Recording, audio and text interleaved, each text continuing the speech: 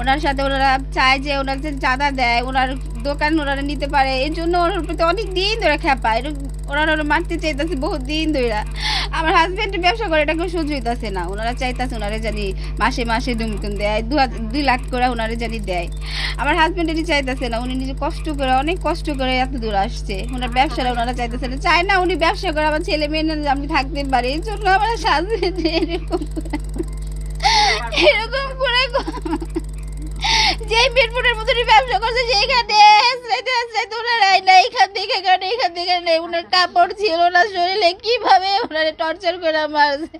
আমার ভাই বলছে না আমার অনেক কষ্ট অনেক আমার ছেলে মেয়ের জন্য পরিশ্রমের অনেক, আমি এই ব্যবসা তোমাকে দেব না, 2 লাখ টাকা আমি কেন দিতে যাব চাঁদা, আমি অনেক কষ্ট করে আমি টাকা রুজি করি।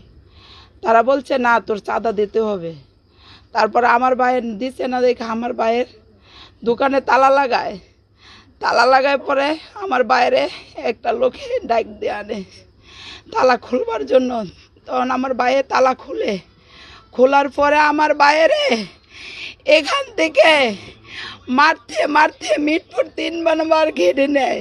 বড় বোন তিনি বাদী হয়ে একটা মামলা করে, যে মামলাটা যখন লেখানোর পরে ওনারা ঠিকঠাক মতোই লেখার পরে 17, 18, 19 এই 3 নাম্বার আসামি ঠিক ছিল, এবং সেটা আমাকে ওইখানের ওসি মনিরুজ্জামান মনির উনি আমাকে বলে কি তুমি এটা পড়ো, তো আমাকে বলতেছে একটা কলম দিছে হাতে, বলছে যে তুমি যখন যেখানে মানে গ্যাপ যেটা লাগবে মানে এখানে তোমার একটা মনে হচ্ছে তথ্য লাগবে তুমি নিজে থেকে এখানে লিখবে, তারপর আমরা সেটা সংশোধন করব।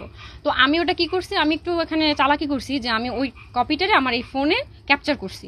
তো করার পরে আমি এটা পড়ার পরে তো এখানে বলছি, আমি এবার তাকে প্রশ্ন করছি যে ওই যখন আমার মামাকে মারা হয়েছে তখন তো অস্ত্র ছিল প্রত্যেকের হাতে, এবং অস্ত্র দিয়েও আমার মামাকে আঘাত করা হয়েছে, সেটা কেন লিখলেন না আপনারা, এখানে কেন উল্লেখ করলেন না?